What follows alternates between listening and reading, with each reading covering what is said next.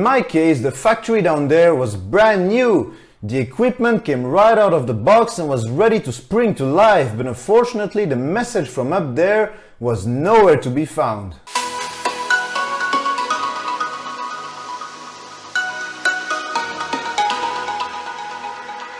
Hi folks, it's Uranus, welcome to another video. Today we're going to talk about low testosterone and more specifically the causes of low testosterone, and I will give you an overview of the different causes of low TRT, and this is going to be the simple version. If you think you might suffer from low testosterone, you definitely want to watch this one. Alright, let's get to it. As you might already know, testosterone plays a major role in our bodies, especially in men.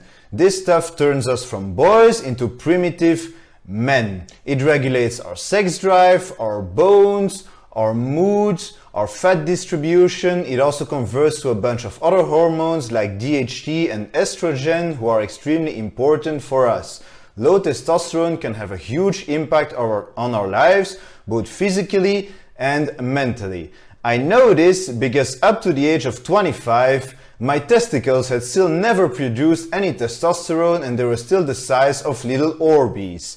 It was only once I started HRT at the age of 25 that I went into medically induced puberty. Alright, let's get to the actual topic here. What causes low testosterone? Let's keep it simple. Low testosterone or hypogonadism simply means that your gonads are not producing enough or not producing any testosterone at all. By the way, gonads is another fancy term for testicles. You can also refer to them as balls, bollocks, nuts, cojones, or as my girlfriend likes to call them, fluffy kiwis.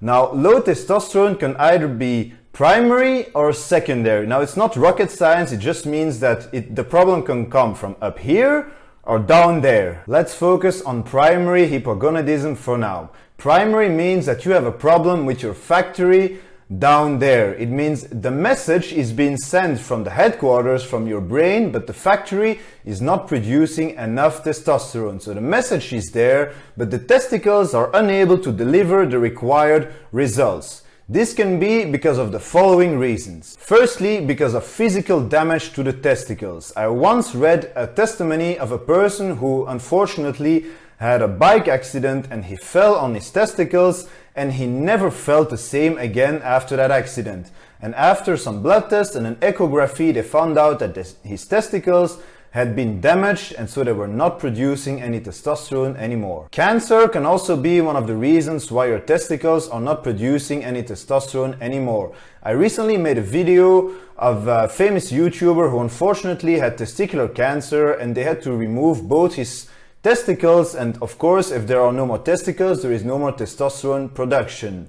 I also know of people who have had one testicle removed because of cancer and unfortunately the other one was not able to keep up the slack. There can also physically be a problem of blood flow to your testicles. The testicles, like any other organ in your body, need sufficient blood flow to work optimally, and if blood flow is impacted you might not produce enough testosterone. This can be impacted, for example, by varicocele, which is actually a bag of veins, and sometimes it can limit your testosterone production. Another condition regarding blood flow is also testicular torsion, where your entire testicle is turning and the blood flow is actually completely cut off from your testicle. It's a very dangerous condition, but it doesn't happen too often. Please don't look it up because it's quite, impacting for a man. Undescended testicles are also a possibility, and Klinefelter syndrome. The last one is a genetic abnormality with your chromosomes. What you need to remember with primary hypogonadism is that the problem is coming from your workers down there, and this can be tested super easily by a simple blood test where you're going to test for luteinizing hormone and follicle stimulating hormone. One stimulates testosterone production and the other one stimulates sperm production. They are the messages being sent by your brain from the headquarters to the workers down there. If the message is present but your workers down there are not doing anything, then you unfortunately have primary hypogonadism. In my case, the factory down there was brand new. The equipment came right out of the box and was ready to spring to life, but unfortunately the message from up there was nowhere to be found. Let's talk about secondary hypogonadism, which is the second possibility. Secondary hypogonadism means that you have a problem with your command center up there. The message that is being sent from headquarters to the soldiers down there is non-existent or not sufficient enough. We have a small gland behind our eyes called the pituitary gland, and that gland is responsible for a shitload of hormonal production, including the two hormones that stimulate testosterone production. So the pituitary might be malfunctioning because of the following reasons. Number one, age. Our production of sex hormones peak during our puberty. If you actually go through puberty at a normal time, they peak during puberty, but unfortunately, once you reach 30 years old, every year your testosterone production declines. It is just the way the body works. So age is an important factor. It can also be because of endocrine disruptors like drugs. Cannabis, for example, will temporarily lower your testosterone production. Hard drugs like stuff that goes in your veins or opioids or whatever, they can totally wreck your hormonal production. Certain medications like antidepressants can also mess with your endocrine system. Taking exogenous hormones also, like anabolic steroids, like bodybuilders are doing, can also completely mess up your endocrine system. When you're taking exogenous hormones like steroids, after sometimes your headquarters up here doesn't know how to communicate with your testicles down there anymore, and your testosterone production completely stops. Other causes of secondary hypogonadism can also be the following. Physical injury to the brain. I once read a story about a man who was in a car crash and he hit his head, and his testosterone production was never at the same level after that accident. Physical injury can also occur because of a tumor and because of cancer treatment.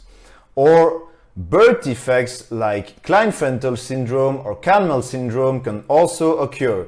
These genetic conditions are there at birth, and unfortunately for these guys, just like me, they will be on hormonal replacement therapy for the rest of our lives. Last but not least, if you don't respect your body and you're making bad lifestyle choices, you can also suffer from secondary hypogonadism and low testosterone because you're not eating well enough, you are deficient in a lot of important nutrients for the production of testosterone, and also you might not sleep well, and your lifestyle is making you producing less testosterone. Having a healthy lifestyle, like sleeping enough, eating enough saturated fat, and having enough sexual stimulation is really important to keep your testosterone, your natural testosterone production up there. If you think you might have low testosterone, don't hesitate, get a full blood test. I'm an active member of the testosterone forum on Reddit, and in the description you can find a link that contains the wiki from the testosterone forum, and it contains a shitload of information regarding low testosterone and also